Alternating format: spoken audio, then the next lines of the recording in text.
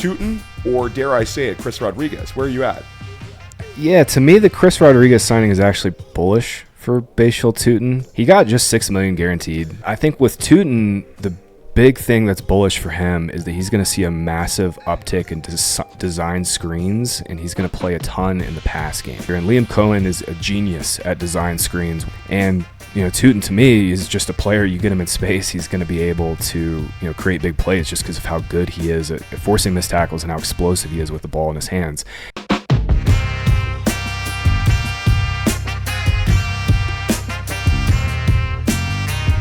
That's him.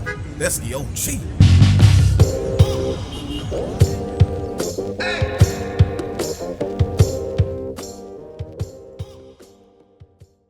Year 2 quarterbacks and running backs. We're talking about targets. We're talking about values. Players we're fading and players that can break out this year. This is the third part of this series that I've done. Part 1, I discussed the wide receivers and tight ends with Dwayne McFarland. Part 2, I had Ben Gretsch on, and we covered all of the Year 3 guys. We're back in the Year 2 streets, and I'm joined today by Graham Barfield. Graham, we record every single week in season, and then in the off season, it's like seeing an old friend. We hardly ever record, so this one's going to be a lot of fun today. How has your off season been treating you? It's been great. Yeah, just getting back into the football groove, charting yards created, free agency obviously pumping. It's going to be a fun year, man. I'm really looking forward to this season. I think there's a lot more to look forward to in terms of quarterback play and a lot of fun offensive coordinator changes. We're going to talk through all of that today. Yeah, and Graham is one of the industry's foremost experts on rookie running back evaluations. Every single year you usually drop some fantastic research, so we'll keep an eye on that one over at fantasypoints.com. But today we're specifically talking about last year's rookies, guys heading into year 2. There's always a great deal of optimism when we look at second-year players. Historically, some of the biggest leaps in production we've ever seen in fantasy football are players going from year 1 to year 2. And sometimes that optimism can get us, Graham, where we get overly optimistic, chasing the unknown upside, and sometimes guys don't increase their value. They don't increase their scoring production, and you get stuck just paying a higher ADP price tag than maybe that rookie that helped you last year. So 2025 class, we know that the running back position was one where we were discussing it as one of the better classes of all time. There was a bunch of hits. We're going to discuss those players for sure. But let's start off with the quarterbacks, and let's start off with Cam Ward. Cam Ward last year, number 1 overall pick, was dealt a very difficult hand in terms of the level of skill position player around him in Tennessee. And I would say the offensive environment, they've upgraded everything. Brian Daboll brought in as an offensive coordinator. We know how much success he had in Buffalo with Josh Allen in the early years. And we know how much success Daboll had with New York in his first year there, where it just turned around that offense, had Daniel Jones playing at a very high level, and had New York making the playoffs in year 1. It wasn't all great for Brian Daboll, but year 1 was good in New York. Where are you at with Tennessee right now? The Wan'Dale Robinson move, where's your enthusiasm levels with Cam Ward? I think it's a player that a lot of people really want to believe in right now, and the price tag is still pretty cheap. When you look at the underdog price for Cam Ward, he's very much in the low-end QB2 range, right around QB 26, but there's some at least internal optimism with the Tennessee Titans beat reporters and fan base.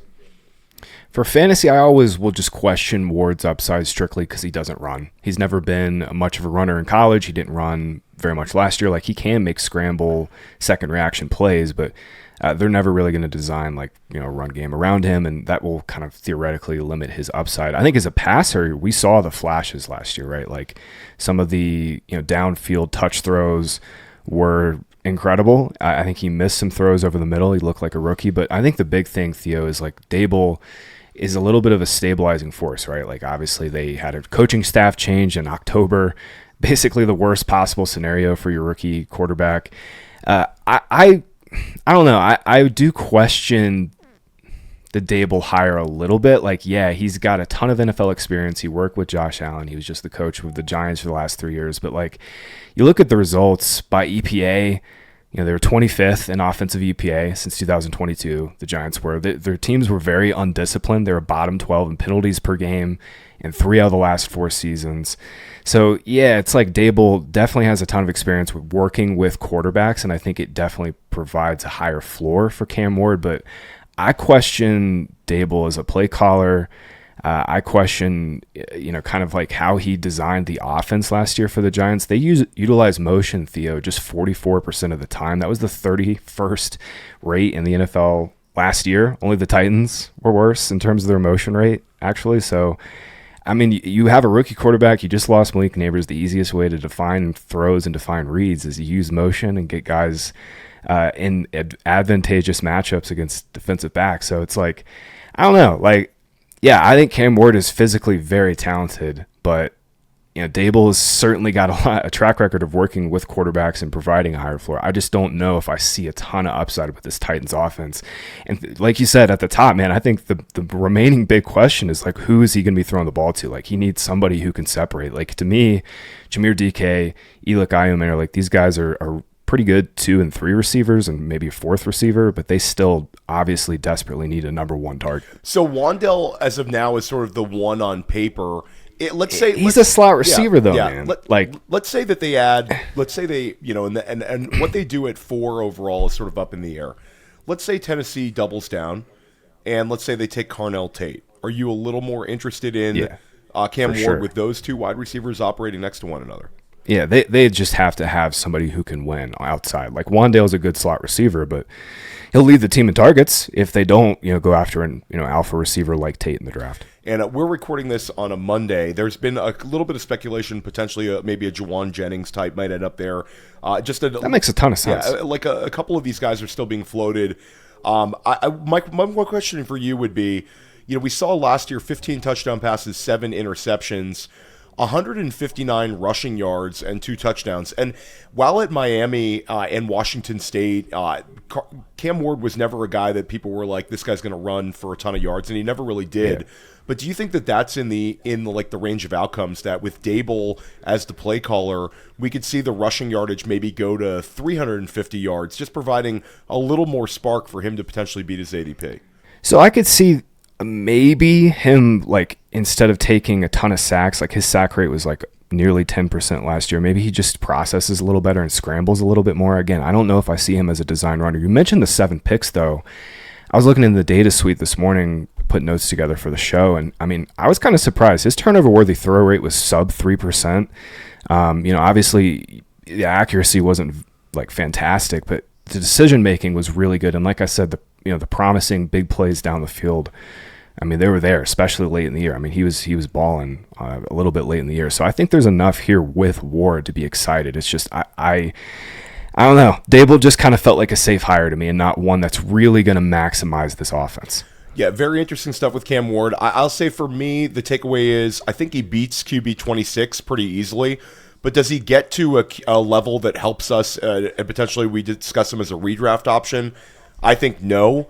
So I'll stick He's a great pick in best ball right now. Best ball, I really like him. Yeah, and best ball is a QB2, bye-week fill-in kind of guy at that price. Yeah, he's a good pick right now. But yeah, redraft, I still really question if we're going to ever be talking about him as like anything more than a streamer. Yeah, it'll be interesting to see in a couple of years the Cam Ward versus Fernando Mendoza discussions just in back-to-back seasons. Mendoza might have a leg up, especially when considering entering the league. He's got a Brock Bowers and Cam Ward. We still have a lot of question marks there. A quarterback that's not so cheap, we talk about QB 26 for Cam Ward. The market is making you pay for Jaxson Dart right now. Jaxson Dart is at quarterback 11. It was potentially even a little higher a couple weeks ago. I think the market's sort of been a little sobering, pushed him to the low-end QB1 range. Dart last year had some absolutely electric moments for us in fantasy. 9 rushing touchdowns as a rookie is just sensational. And as a passer, 15 passing touchdowns to only 5 interceptions. Of course, he didn't start the year, missed some time, but Jaxson Dart was a big-time waiver wire pickup for a lot of managers and found money for managers in Dynasty Superflex leagues who were able to take him at like the 201, 202.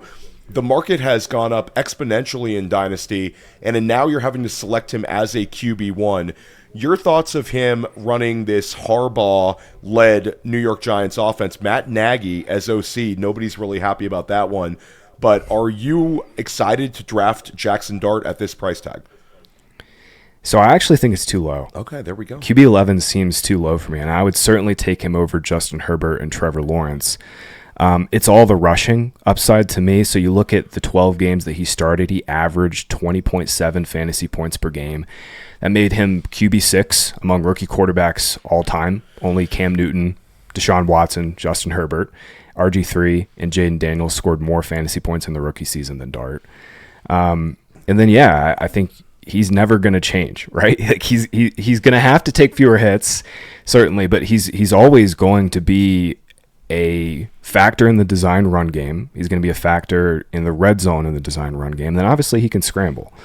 Getting Malik Neighbors back, even at 80 to 85% of what we've seen from him in terms of his upside and playmaking ability is obviously going to take this offense to the next level. To me, the Nagy hire is not super exciting at all. I think, everybody is very aware of what Matt Nagy has done, at this point as a play caller in his career and who he's been attached to and all his success, who that's been attached to. That being said, though, I really, for Dart, in fantasy, man, I'm just like, maybe I'm biased towards it to a point where it's affecting my analysis. I'll certainly admit to that. These running quarterbacks, though, I'm just always going to be attracted to. And for Superflex last year, Dart was the absolute stone cold nuts pick. I wrote him up as get this guy as your QB3 at the 100 ADP he was going at last year. And Superflex this year, he's probably going to be a second round pick. At that price, then it's I might consider some of the running backs and receivers that are falling in Superflex. But for one QB redraft leagues, QB 11 is too low, man. He's got, I think, a top six ceiling and a top 10 floor. So I think he's priced just slightly below where I'd rank him. Yeah, Jaxson Dart, it's funny. I would have thought we'd have to pay a higher price tag than QB 11. I think that the Nagy hire really pushed him down and made the market a lot less enthusiastic about him. So a lot of pressure on Matt Nagy, a guy that we don't really get excited about as a fantasy community. But if he can get it right with Jaxson Dart and simply just design a bunch of running plays for him, right around the goal line too, Jaxson Dart I think could be extremely effective. I love the Isaiah Likely pickup, adding that sort of move tight end weapon.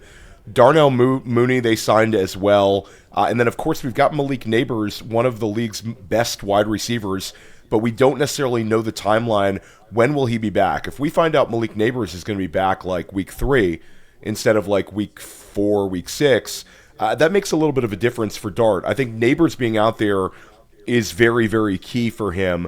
But, you make a very good case. I know Scott Barrett, this is a player he was also extremely high on last year. We talked about how this could maybe be an Exodia quarterback for him this year. Not sure which way Scott's going to go there, but good to hear Graham Barfield's still on the Jaxson Dart train. Bro, I think it makes sense. Scott's Exodia was Drake May. May was going QB 10, QB 11. Dart is, in terms of overall ADP, going a little earlier. Quarterbacks are being pushed up the board, rightfully so right now, because it's a little more of taking a known. We kind of know what Jaxson Dart is and Justin Herbert and Trevor Lawrence, and it's just easy to stack those guys for best ball. But yeah, man, I QB 11 is a price I'm going to be in on for Dart for sure. Yeah, so Dart we're both in agreement on as a value at QB 11, and Cam Ward we both like at QB 26. The quarterback that sort of last year was in at the talk of fantasy for a while, especially during the NFL draft, was Shedeur Sanders. Sanders ends up landing in Cleveland, gets an opportunity to start, a mixed bag, 7 touchdowns, 10 interceptions. Now he's sort of in this cluster of quarterbacks that Todd Monken has mentioned, and Monken's gone out of his way to specifically praise Shedeur Sanders while continually adding that this is going to be a competition at the quarterback position. Your thoughts on Shedeur here? If he can come out of the wreckage of the offseason in Cleveland, win the starting job, do you have interest in him running a Todd Monken offense? You can keep this one as long as you want. I think it'll be Watson. I think it'll be Watson starting. I think that's where this is all trending. I don't know. That'll be the case I make when I talk to Chris Wecht about projections, because Yeah, they've been pretty positive about Shedeur, but they've also been pretty positive about Watson and making sure that they're saying it's going to be an open competition. Their GM Andrew Berry was saying that Watson's been working his tail off to get back. Coming back from the Achilles. In my opinion, this is just purely a guess, and I could be totally wrong about this, but Monken in his run game, I think, is going to value Watson's legs if he can move. If Watson has any semblance of movement ability left coming back from the Achilles, he's had a year and a half to get this right. He obviously retore it. He could be a shell of himself. He was already kind of looking like a shell of himself before all this. I think he'll value what Watson can do in terms of his zone read ability in the run game. I just don't. Shedeur can make second reaction plays, but he's just not that quick. You know what I'm saying? He's just not that fast of a player. Watson, at least in his prime, could do that. It'll be interesting to see. I think the big question for me about this entire offense, and maybe we'll talk more about this with Judkins, is this offensive line. Like this offense, they are just in shambles right now. It's not looking good. So like for drop back passing, I think they're going to have to rely on some quick throws, quick game. And to me, that's not Shedeur Sanders at all. You don't want to put Shedeur Sanders behind an offensive line that can't protect. He's going to want to hold the ball for a long time. And in his prime, Deshaun Watson did the same thing. But Watson is a veteran. He's going to be able to kind of diagnose defenses quicker. At least at this point in his career. It'll be really interesting to see what the battle ends up being, but my guess is it'll be Watson right now. That's my guess. So, yeah, that would be a huge like fantasy news if Deshaun Watson sort of returned from the dead and led this offense with any semblance of success. I'd say from a team standpoint, they've put a lot of effort into signing offensive linemen in free agency. Now, whether that works out and they're a cohesive unit remains to be seen. Brett Whitefield also still thinks, despite them signing like 4 O-linemen, they still probably go with an offensive tackle at 6 overall. Yeah. They probably need to. So that'll be an interesting one as well. Cleveland quarterback, this is one where we want to move on from here. These guys are quarterback 32 and quarterback 38 in ADP. No one's really betting on a Cleveland quarterback doing much of anything this year. What are you working on this time of the year, Graham? Yeah, free agency stuff has been cooking on Fantasy Points. I've had a bunch of Fantasy Fallout articles go up. I've got one more coming, Theo, basically looking at like kind of hidden gems in free agency, looking at players like Mark Andrews who are kind of sneaky, who may have won or lost throughout free agency. And then I have yards created coming out in April, and I'm really pumped. This is everybody's kind of a little so-so on this running back class. It doesn't look particularly deep and great. I was just saying before the show, it seems like we've got a lot of kind of like early day 3 running backs, but that's where yards created is super valuable to me. It's like when we have these classes that are kind of just up in the air after the top running back. So look for that in early to mid-April, and obviously I'll have a big post-draft breakdown right after the draft in May. Yeah, always looking forward to all the articles you drop, especially about your rookies. The free agent stuff should be very, very cool as well. And make sure if you want access to my work as well as Graham's work, Scott Barrett, Ryan Heath, and everybody that we have over at Fantasy Points, including our rankings, our amazing tools, make sure you check out fantasypoints.com. You can use the code FANTASY and get 10% off. And we are going to be covering the NFL draft in its entirety right here on Fantasy Points YouTube. Graham Barfield will be stopping by, Scott Barrett, John Hansen, the entire gang. Brett Whitefield and I, for 2 straight days, day 1 and day 2, we'll be covering it all. We'll also be covering day 3. Last year it was awesome. We're going to take it up even a higher notch this year. So if you're watching this on YouTube, just make sure you stick with us during the NFL draft. We will be your best source of fantasy news during the NFL draft. The best fantasy football coverage during NFL draft is right here at Fantasy Points. Let's talk about Ashton Jeanty, because Clint Kubiak gets hired. The market goes insane. This is Ashton Jeanty to the moon. This is a offensive coordinator that we have great enthusiasm for in both Seattle and then in New Orleans, where he was an ADP whisperer with Alvin Kamara 2 years back. Last year in Seattle, there was a little bit of like, oh my gosh, which running back should we play? But if you add up what Kenneth Walker was able to do and Zach Charbonnet collectively, tons of production. And then we saw Walker during the NFL playoffs go absolutely nuts. So everybody's enthusiastic about Jeanty, and then Kubiak comes in and says he wants to use a 2-man running back committee, which everybody's like, what? Maybe be a little bit more hyped about last year's 6th overall pick, Ashton Jeanty. but Raiders haven't added anyone of note at the running back position this entire offseason. So right now it looks like Ashton Jeanty, and if it is a two-man backfield, it could be like an 80-20 with Ashton Jeanty and maybe a mystery back that they're going to draft during the NFL draft. Your enthusiasm level for Ashton Jeanty, and I'll say, do you think he takes a big step forward this year? And does he warrant a 11 overall price tag currently on Underdog? You're paying essentially a low first-round pick for him right now.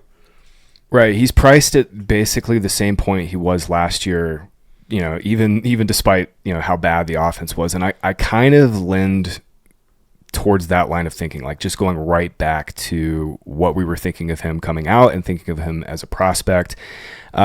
Yeah. If you look at the quote that you mentioned, by the way, about Kubiak, he basically mentioned he wanted like a wingman for him. And to me, that's like, yeah, we're just looking for somebody to take a little bit, like 25 to 30% off Jeanty's plate. I would not really put too much stock in that quote. I put way more stock in the fact that Clint Kubiak is a top 5 play caller right now. Mendoza's floor is seemingly really, really high. Obviously we were wrong. I was wrong about Jeanty last year for sure. It was a twofold thing. Jeanty failed because Geno was really, really bad, and their offensive line was even worse. I love their upgrades. So Linderbaum is going to allow Jackson Powers-Johnson to move to guard. The big one to me, though, is getting Colton Miller back. Dude's an absolute stud when he's healthy. He only played 4 games last year due to injury. And then it's like, yeah, Kubiak's going to bring, a really, really strong play action game to this offense, which is going to allow the run game to kind of get opened up. So then it's like, yeah, I kind of see the back half of round 1 price tag. I don't know if I'm taking Jeanty over Justin Jefferson right now. I don't know if I can do that. I'd much rather buy a bounce back from Jefferson than what we've seen from Jeanty. Jeanty is still very much a projection at the back half of round 1. But all of that being said, yeah, the bull case for me is still very strong. I think you watched Jeanty last year, and it's like, dude, he's still the same player. The missed tackle rate number is still really strong. He just had nowhere to run, nowhere to hide. And, now we've got a really great play caller, a much better quarterback, and then hopefully, what was a bottom 3 offensive line becomes at least average this year with, kind of their upgrades and getting Miller back. So I'm really excited about Jeanty, man. I haven't fully formed my rankings yet for this season, but I certainly have Jeanty kind of in that back half of round 1. I would love to get him at like 15, 16, but I don't think that's going to be possible with this team, man. Yeah, and with me, even though last year didn't go well for him, we saw him have over 300 touches, so we know he's able to absorb volume at a very, very high level. Offensive line should be much better this year. Again, the play calling should be much better. And the thing that I was really excited about, just kind of in retrospect, when you take a bird's eye view of what Jeanty was able to do, 55 receptions as a rookie is really, really good, Graham. There's a chance that could trend into 70 receptions at some point in his career early on. So you're talking about really, really big-time numbers when you get sort of the north of 65 receptions. That's been indicative of RB1 overall territory. Yep. The guys getting into that 65, 70-plus range. So Jeanty's right there. And I love the fact that they, despite having a ton of cap space, didn't go out and get one of these backs and really embrace Kubiak's. Like the nightmare scenario of it being a little bit like it was in Seattle last year with Jeanty maybe in a 70-30 with somebody maybe stealing a couple of goal line runs. Like, we don't want any of that. So I think it's going to end up being a day 3 back that they take in the NFL draft as his backup. And there's a couple of interesting players, but none with the pedigree or talent of an Ashton Jeanty. So I think the price tag is warranted. I love that you mentioned the receptions. He had more receptions than Gibbs did in his rookie year. So it's like, the floor is really high, and then it's like, okay, now it's really just like, how many goal line chances are we really going to get? And it's like the floor seems higher there too, between Mendoza, the offensive coordinator, and play caller upgrade. I'm going to probably end up being high on Jeanty. I bet you that the projections will end up being a little lower than market on Jeanty if I had to guess, but I think in terms of ranking, I think after the first 10, 12 picks, I think he makes a ton of sense because it really does. It's like last year, same setup. First round's pretty good. That second and third round's one big, long, flat tier. So the underdog market is extremely enthusiastic about Jeanty. And the FFPC market is even higher on Omarion Hampton. Hampton's been going ahead of Jeanty in a lot of drafts here, and it's really the Mike McDaniel effect, where McDaniel comes on as the OC in LA, and Hampton already had a ton of steam and enthusiasm regardless of who they were going to hire.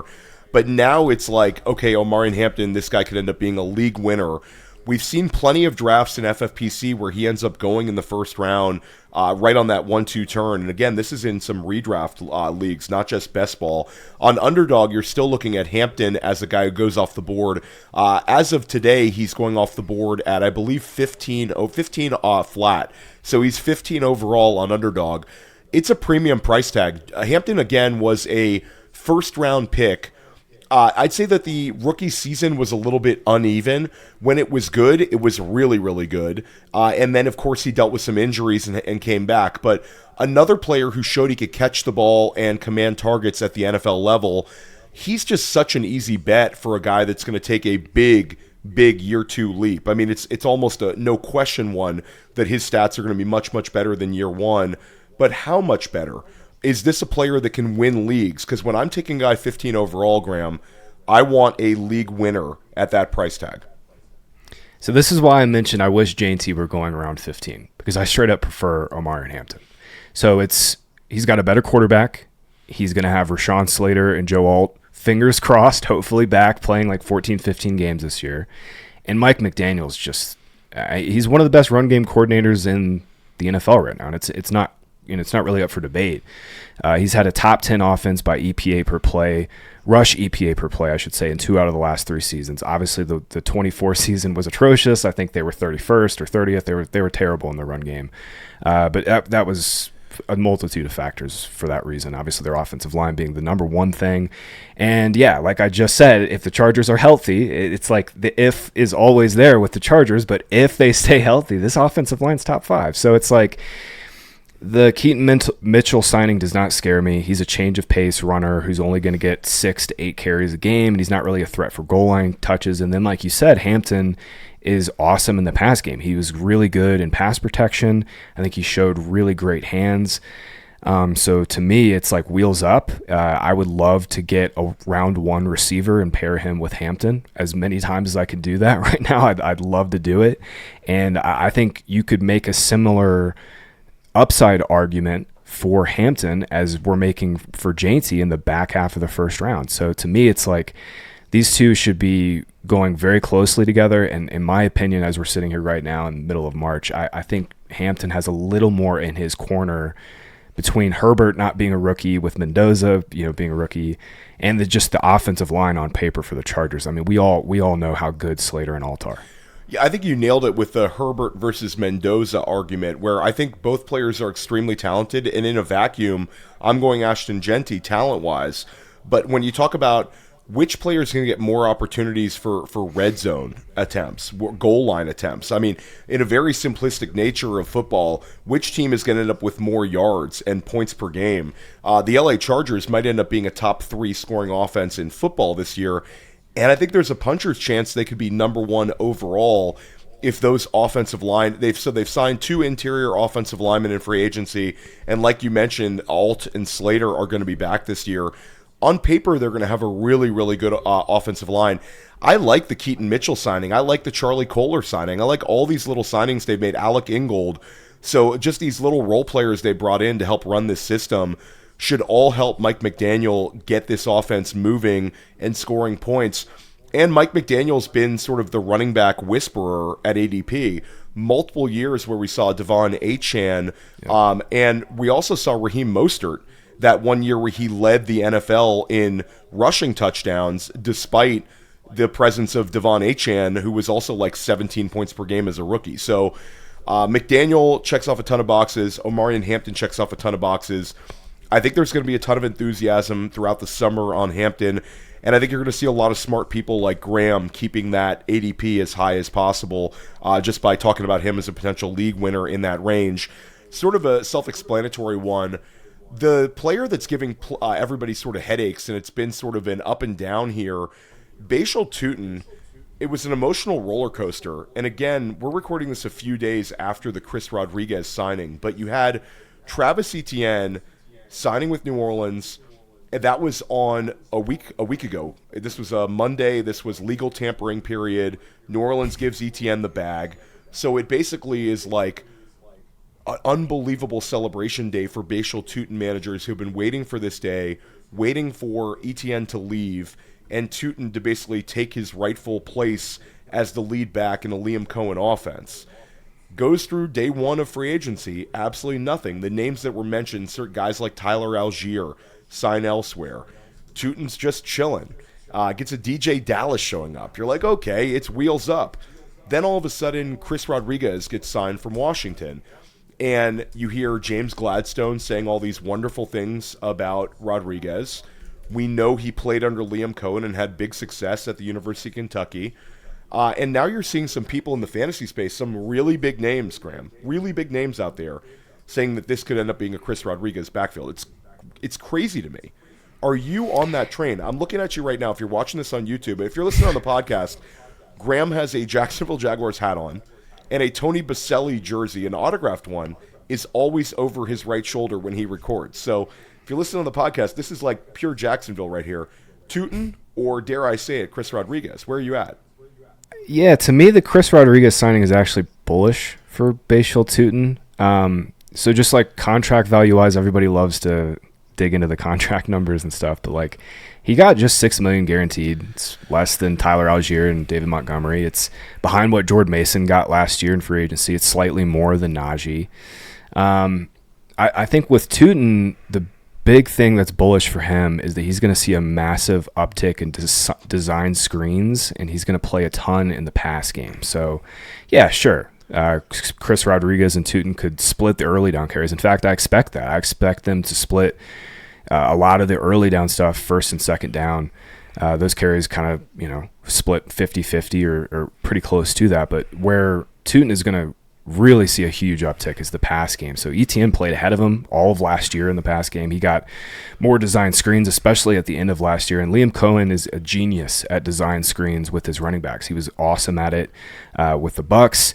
The Jags got a number of big chunk plays out of their design screens to ETN and Tuten at the end of last year. And Tuten to me is just a player. You get him in space, he's going to be able to create big plays just because of how good he is at forcing missed tackles and how explosive he is with the ball in his hands. I think the big question, Theo, and I'm curious to get your opinion on this, is what they do at the goal line. This is like the question. So Jacksonville had the fourth most inside 10 goal line attempts. So that's all carries inside the 10 with 53. They had fourth most, tied with the Rams. Only the Bills, Colts, and Patriots had more. So there's just so much touchdown equity here. And Tuten was pretty good at the goal line last year. Now everybody's going to say Chris Rodriguez is the big body goal line hammer, and to a certain extent they're right. Like Rodriguez certainly was pretty good at the goal line last year. But if we're looking at a split at the goal line, I could see where this becomes really frustrating. But if one of these two guys wins the job, and in my opinion, I think it's like a true 50-50 coin flip at this point, like who wins the job. It could be like a week-to-week thing, or whoever's just on the field. The bottom line is like there's just so much touchdown equity here that it really might not matter. You know what I'm saying? Like, I'm curious to get your opinion on what you think the Tuten role is going to be. I think we can all agree that the pass game stuff is going to be awesome for him. I think it's going to be Tuten's job to lose. Nice. I think that they're going to give Tuten the chance. I think that there's pressure, though, because of the familiarity with Chris Rodriguez, that if Tuten falters, you could see increased touches for Rodriguez. I think from a general sense, Travis Etienne last year was a player that was a massive ADP winner out of this offense, and he had nearly 300 touches, 260 rush attempts, 36 receptions. I don't think that's in the cards for Tuten. So he's going to have to do it with the explosive plays. He's going to have to be extremely efficient. I think you're looking at sub 250 touches, which would still be really, really good and a huge leap forward for him. The bull case is he's year 2 Chase Brown, where the touches weren't that high. Then, of course, we see the explosion, the ability to have big explosive plays in the passing game as well as the running game. They're able to showcase that dynamic speed that he has. I think the bull case is you're talking about year 2 Chase Brown from a couple years ago. The bear case is he ends up probably somewhere around his ADP, which puts you in a purgatory range where he's somewhere as that RB2. I think RB23 is fine, though, for Tuten. It's a price tag that I'm comfortable paying in redraft. I'm comfortable paying in best ball, and certainly in dynasty. I'm comfortable holding on to my Tuten shares, and this is not like a panic sell time because of Chris Rodriguez. If you're selling Tuten because of Chris Rodriguez in Dynasty, you're playing the game wrong. Now, if you're selling Tuten because you think that this is his peak Dynasty value and it's time to cash out, then I get it. There's a lot of running backs in the 2027 class. But like you said, I think it's a win. There could have been much worse situations for Tuten in terms of running backs landing. And then getting back to the whole, but this guy played for this guy in college. Anybody out there, certainly that's my age, remembers the Steve Spurrier Washington Redskins era where he brought in Florida Gator after Florida Gator after Florida Gator. That's happened before. You've also seen guys like Brian Dable bring like Devin Singletary with him to New York. Singletary had some success, but it's like coaches like to bring guys that are familiar with their system and maybe that they like their locker room presence. We don't even know. Gladstone's doing his best to hype it up, but Gladstone's kind of a hype man. Gladstone's a GM that says nice things about the players he signs, more so than most GMs. So him calling Rodriguez a superhero definitely helps Rodriguez's ADP, but again, I'm not going to fade Tuten because of this. So it's a very interesting one, Graham, and one we're going to talk about throughout the offseason, but Rodriguez can't catch the football, period. He has like 6 catches his entire career. Literally 6 entire career. I mean, so it's like...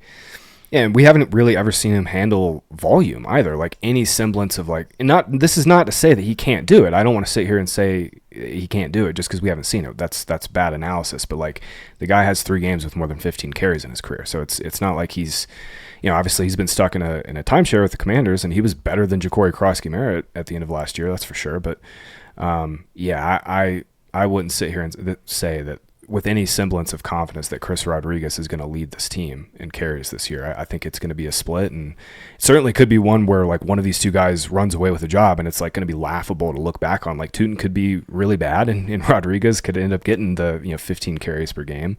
That could certainly happen, but I truly view it as like a coin flip. To me, the only thing that really I know I'm super confident in is the pass game stuff. And for us in fantasy, that's what matters the most. I mean, targets are the lifeblood of fantasy points, and especially, running back, that we have so many guys like that we're going to talk about all throughout the offseason, especially this next guy coming up who like really don't catch a whole lot of passes. Like we have this avenue with Tuten that we know he's going to catch like 35, 40, 45 balls this year. Graham, let's talk about TreVeyon Henderson, because there was a 3-4 week period last year where if I said, Graham, this guy's heading towards the first round in 2026 drafts, you might say that's a little high, but I think this guy's probably going to end up in the second round. That's sort of where I was at. We saw multiple games of 28 points or more. Ramondre Stevenson missed some time, and Henderson was extremely explosive, had a couple of multi-touchdown games. Then Stevenson comes back, and it was all she wrote. Ramondre Stevenson dominated touches down the stretch and throughout the playoffs as New England made the Super Bowl, lost in pretty easily to Seattle. But Stevenson finds the end zone again in the Super Bowl. Now managers really don't know what to do with TreVeyon Henderson. Is it as simplistic as TreVeyon Henderson is overpriced at RB20 because he's sort of a contingent upside guy? Or is there going to be some rational coaching decisions where they're going to look at the tape and say, yeah, I get it, we like Ramondre Stevenson, but we've got to get TreVeyon Henderson a bigger role. And from the counting stats perspective, he had 900-plus rushing yards on only 180 attempts, and he had 35 receptions. So you're talking about a guy with 10 touchdowns as a rookie, but it just doesn't feel that way because it was all so consolidated to just a few games. Yeah. So what are we doing here? RB20 in or out? And where are your thoughts on how this situation evolves in New England? So my opinion really hasn't changed of TreVeyon Henderson as a runner. Like he's still the same player to me. He's very, very big play dependent. He's great outside zone, but he struggles reading blocks up the middle. This has been the case for him since he left Ohio State. It's part of the reason why Quinshon Judkins, when they were together, it's part of the reason why Quinshon Judkins was their preferred early down runner, and it's a part of the reason why the Patriots are going to continue to prefer Ramondre Stevenson as their early down runner. The thing I was wrong about and the thing I was most surprised about with Henderson's rookie season, he was legitimately like a liability in pass protection. He got Drake May blown up a number of times, and Stevenson was just straight up a better receiver. I did not expect that. I thought we'd see some designed plays in the pass game to Henderson. I thought that Henderson was like just so rock solid in pass pro at Ohio State, it would earn him a larger role, but I was wrong. That just wasn't the case. I think Henderson's a better pick in best ball where you don't have to deal with the headache. I think RB20 in managed leagues is just crazy though. Like, it really will be the only way you're going to feel really comfortable with him as like an RB2 every week at that price is if Stevenson gets hurt. To me, he's more of like right now trending towards like a boomer bust flex play. I do think that there's plenty of room for the role to grow, especially in the pass game, but like, we've seen with this coaching staff, we saw it in the Super Bowl, we saw it in the playoffs, they clearly prefer Stevenson at the end of the year, and you want that trending the opposite way. If you're drafting a young running back in a timeshare split, you want the young running back at the end of the year like clearly showing, like Ken Walker did, like, hey, y'all were wrong. Like, you guys should not have put me in this split.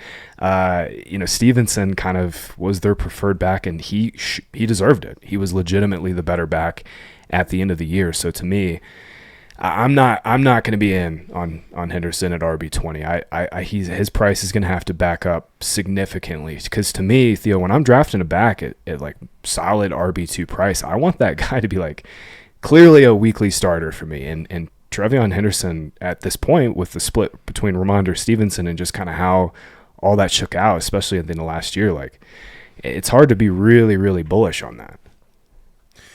Yeah, I mean, I hate it here. I hate having to have these discussions about Henderson. Anybody who consumed my content last season, I was extremely bullish on Henderson, the prospect, and the situation, and I felt like it was almost victory lap time when we had that opportunity. It's sort of, how can you go away from this and go back to Stevenson? But Stevenson was very effective last year and effective down the stretch, and despite some fumble concerns, the coaching staff didn't really seem to care about that, Graham. There was nothing like punitive when Stevenson would cough it up.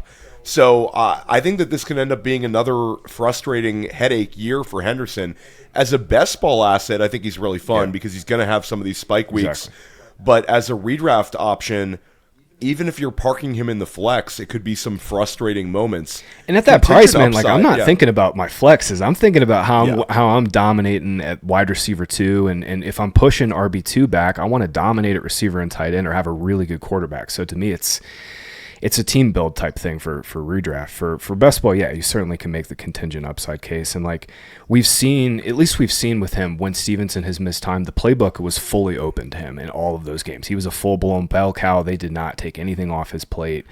So we know the volume and like 28 points per game upside is there. You know what I'm saying? Like if Stevenson were to miss time. So it's like, the David Montgomery argument from the past when Jahmyr Gibbs gets hurt, kind of the same thing, contingent upside. But I'm struggling to see a whole lot of value in that price.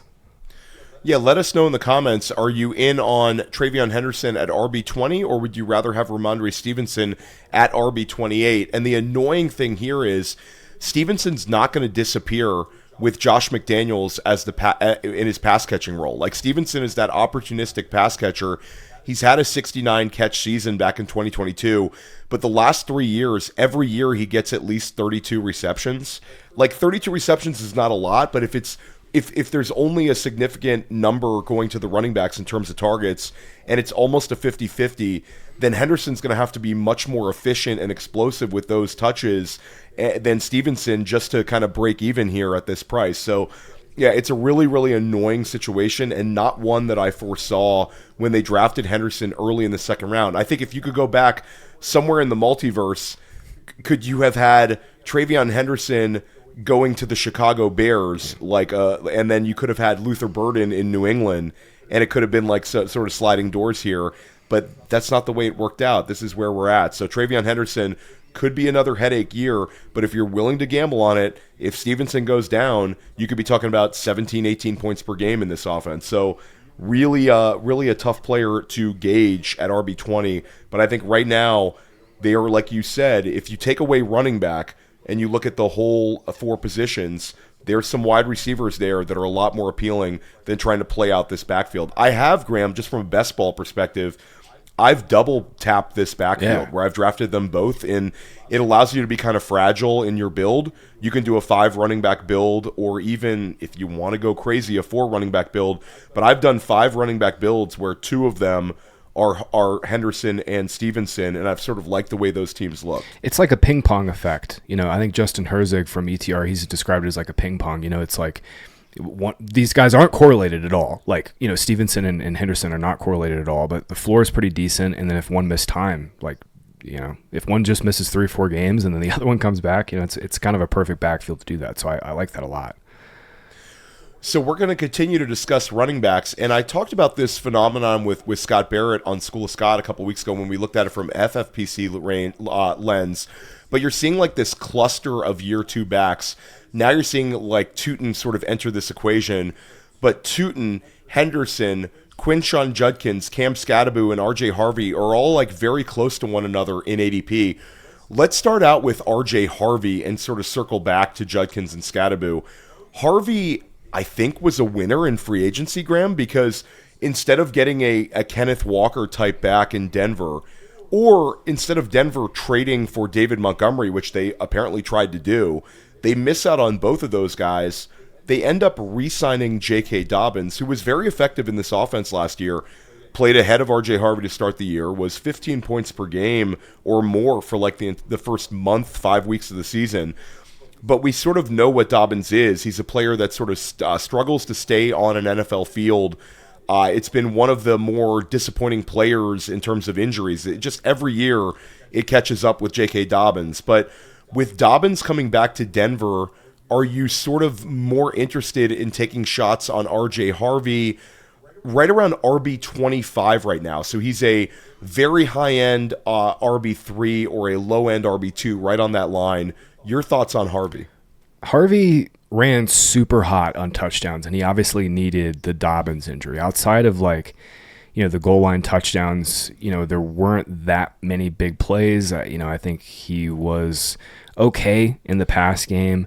I was a little underwhelmed, to be honest, with Harvey, and I was a big Harvey fan. Everybody who's read Yards Created saw that. I think in terms of his explosiveness and kind of ability to make people miss, that was clearly on display. But I'll be honest, like, this is purely anecdotal, but it wasn't just they missed out on Walker, they missed out on Montgomery, they also missed out on ETN.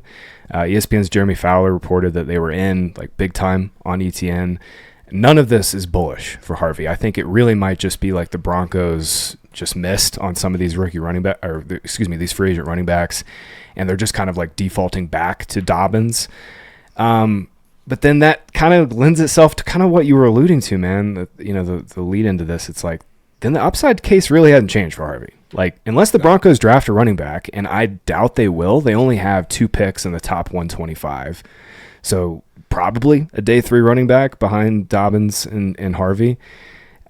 It's like Dobbins is another year older. He's coming off another major injury. He was the better running back. There's no like I'm a Harvey fan still. It's like objectively Dobbins was much better running back last year. The upside case really hadn't changed, and I think when you're comparing these ADPs in this pocket, you really have to be mindful. It's like, okay, who really has like who could really like absolutely crush this ADP? It's like all these guys have relatively the same floor of like 8 to 12 points per game. But to me, Harvey has a much better chance of becoming a bell cow than, TreVeyon Henderson. I mean, Ramondre Stevenson is such better competition than J.K. Dobbins. And I think if we played in, Madden with no injuries and J.K. Dobbins was able to stay healthy his entire career, he would be a top 10 running back in the NFL. Like, I still feel very strongly that he's an excellent player.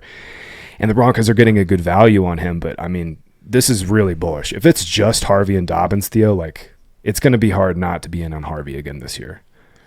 Yeah, and I think that the faders and the doubters for Harvey will say that, he's sort of to steal a word, a compiler, a guy who sort of compiles stats. But this is an offense that we're bullish on, an offense that I think could be good, very good this year. And he's going to get those touchdown opportunities. He's also going to get the opportunity to return some value as a receiver. 47 catches as a rookie. I think that number could trend up.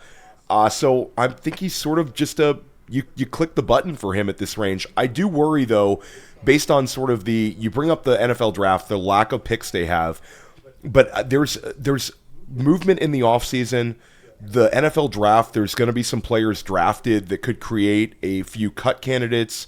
There's the guys who could be traded, and there's just not a lot of safety with RJ Harvey. If you're embracing him, well, first of all, if you're a dynasty manager, it's really a one-year bet, even though he's a year two guy, because you'll be in this situation again next offseason. And he's also 25 years old. He's an older year two prospect. And then if you're a redraft manager, it's like, okay, you're getting him. He's going to lead the backfield for now. Things change, though. They change all summer long. Cut candidates, guys get traded, and Denver still seems like they're going to be very much in the market for a running back. Yeah, I agree that he's fragile, like for all the reasons you outlined. The problem is it's just J.K. Dobbins. Like, and if it's just J.K. Dobbins, that ADP is going to go up. Like, or he will not be RB25 come July, August, if that's the case. One player who I think the two of us are higher on, last year we were the two highest people at fantasy points on Quinshon Judkins after he was selected in the NFL draft. Judkins ends up falling like a rock where there was fears he was going to miss the season, off the field concerns, ends up coming back and playing game 2, has 827 rushing yards, 7 rushing touchdowns, also catches 26 passes. The offense was a train wreck in Cleveland, but Judkins really had his moments. If you separate it and look game by game, there were some games where Judkins just looked awesome. Then, of course, had games where he struggled with the offense. But we talk about what Cleveland's done on the offensive line this offseason and bringing in Todd Monken, the play caller. I made the very positive Quinshon Judkins take with Scott Barrett a couple weeks ago on School of Scott when we looked at running backs in this range. I think I'm very much in on Quinshon Judkins at his current RB21 price tag. And we get the positive news that he's out of his boot. And he's going to be there for the start of training camp by all accounts with the Cleveland beat reporters. And internally, the team is saying the same thing. Yeah, I think the only question I have for Judkins remaining is the health, because everything else is bullish. Jerome Ford's gone. It's just Dylan Sampson back there. So we've got clear bell cow upside.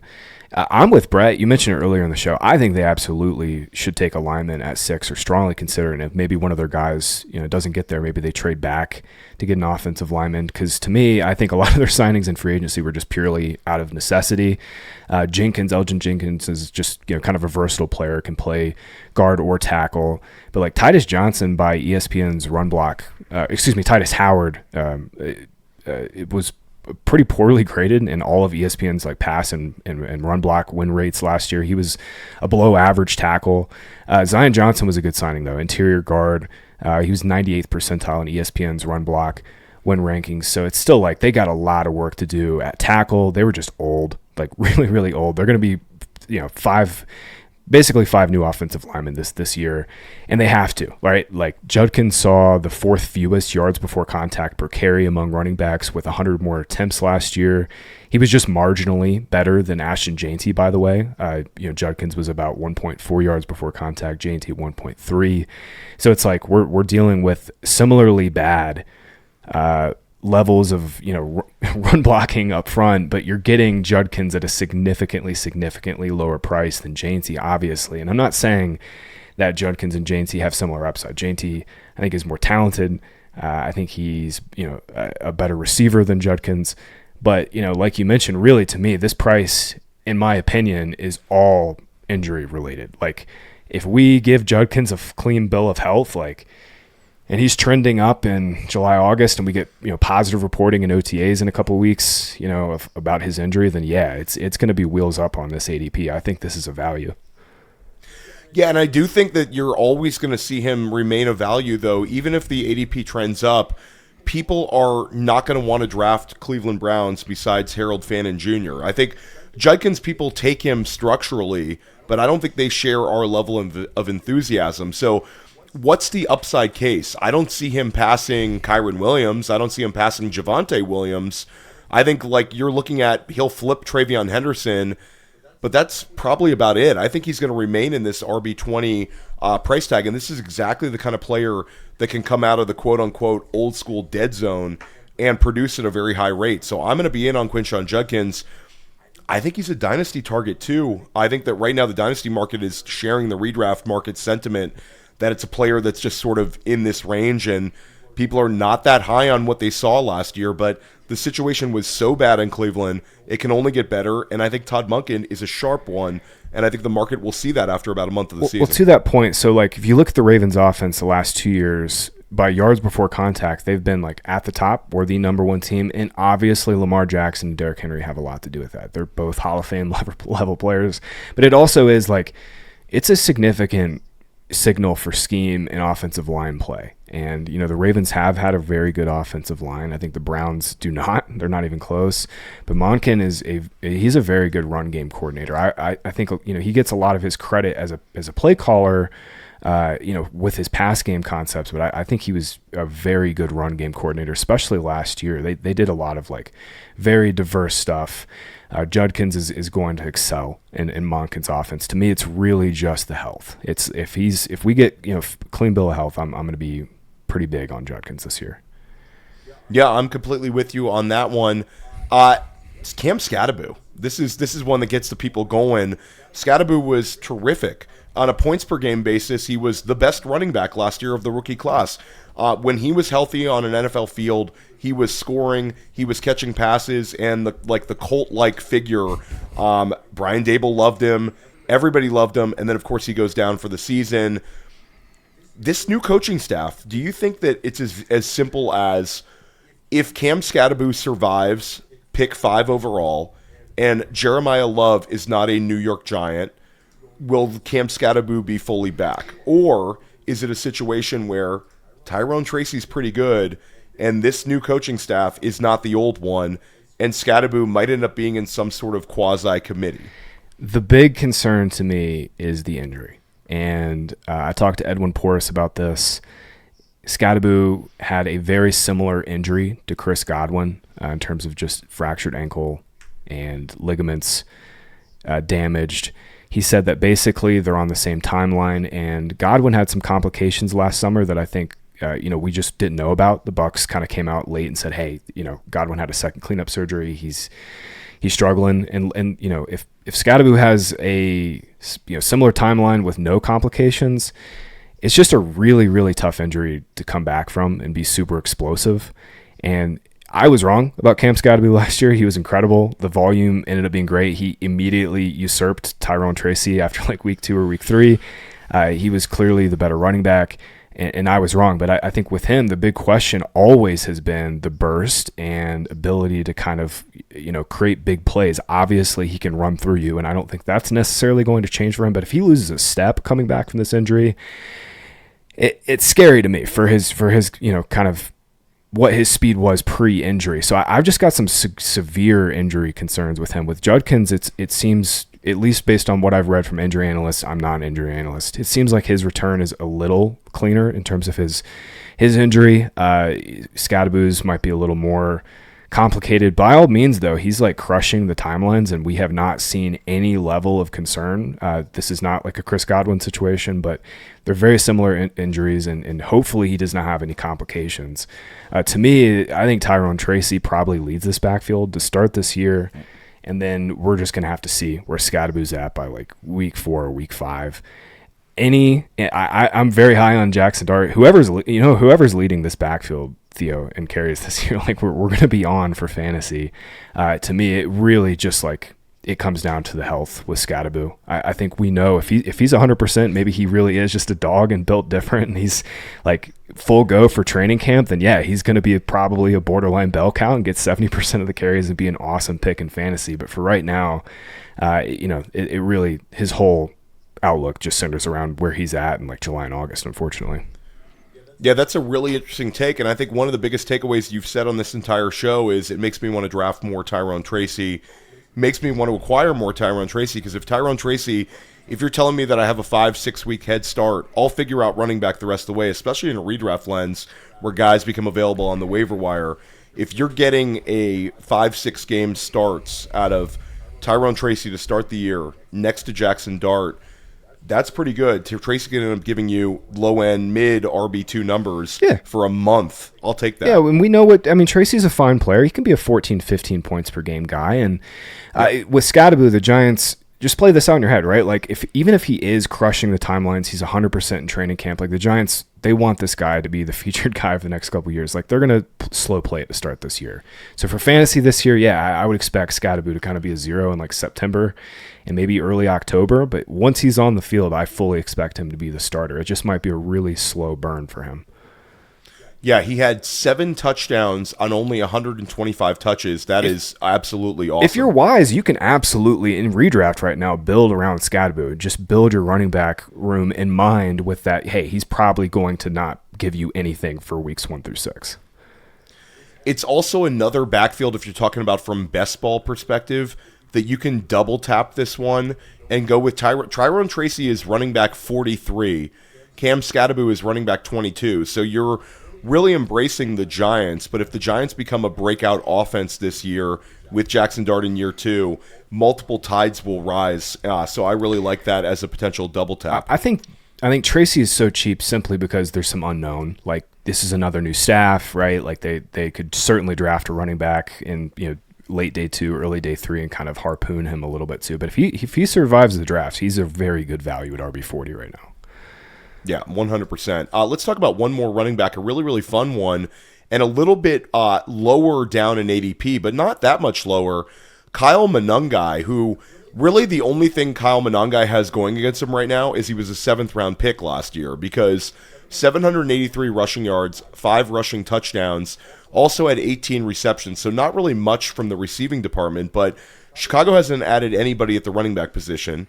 DeAndre Swift a year older. Swift was good last year, but Monangai we saw, especially on the second half of the year, Chicago embracing him. Could this be a situation where the ADPs are actually incorrect, Graham? And Monangai at 31 is a better value than DeAndre Swift at RB24, and Monangai ends up leading the Chicago Bears in fantasy points from the running back position.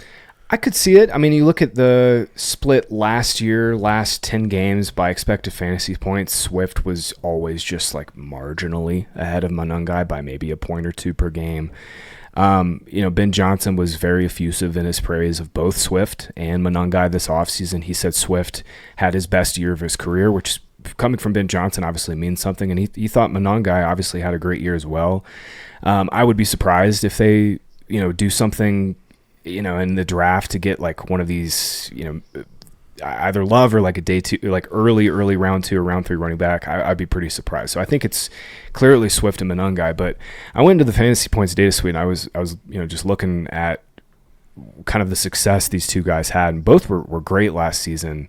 But what surprised me is just how much better DeAndre Swift was than Monangai. You look at performance on zone blocking concepts, and this is important because the entire Bears run game is zone blocking. They run zone about 65% of the time. Swift averaged 5.3 yards per carry and a 58% success rate on these zone blocking carries, while Monangai was a full yard behind him and averaged a 46% success rate on his run. So, yeah, I think Ben Johnson's just right. Swift is coming off a career, and he's not going away.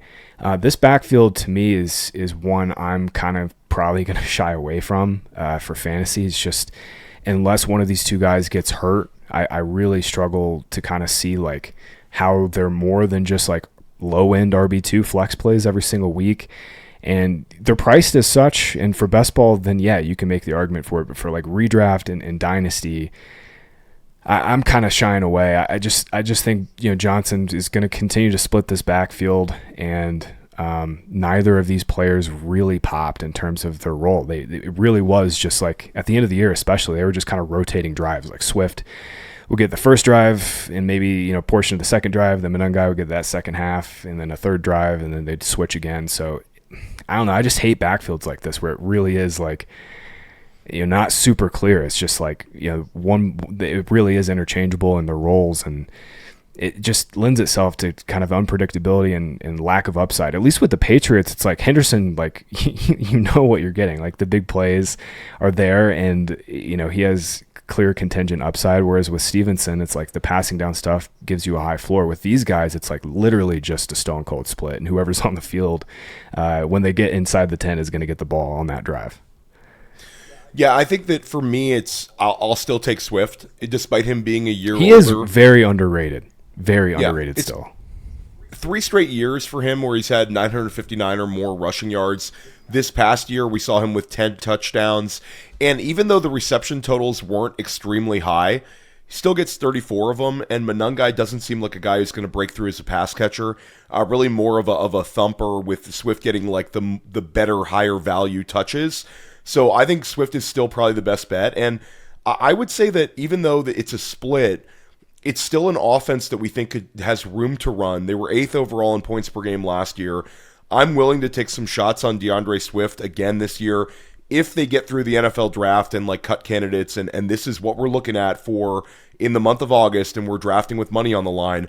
I'm comfortable if I go hero RB using DeAndre Swift as like an RB2. Monangai's interesting though. If Swift goes down, he could end up having an awesome season in terms of touchdown scoring, go north of 1,000 rushing yards. He's got some contingent upside because we do believe in Ben Johnson.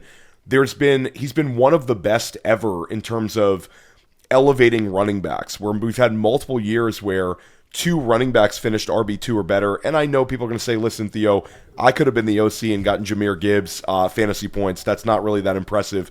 But he did it with guys like Jamal Williams, and he did it last year with Swift and Monangai when people weren't really betting on that backfield. So it's an interesting one, and one we'll monitor all year. Graham, as always, this was an unbelievable conversation. Let everybody know what you have coming out. Yes, sir. Yeah, free agency content wrapping up here at Fantasy Points this coming week, and then Yards Created will be out in April.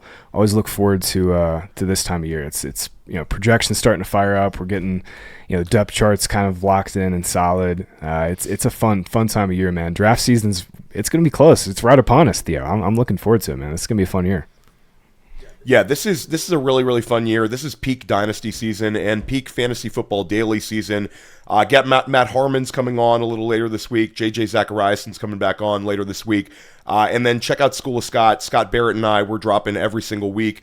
2026 NFL Draft Podcast, Brett Whitefield and myself.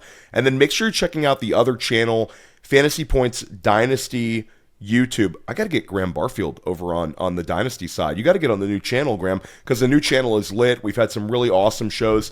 Pat Fitzmaurice was my most recent guest, but we've got some really cool guests lined up for the rest of March and into April. We're everywhere here at Fantasy Points. We're going to help you crush your leagues next season.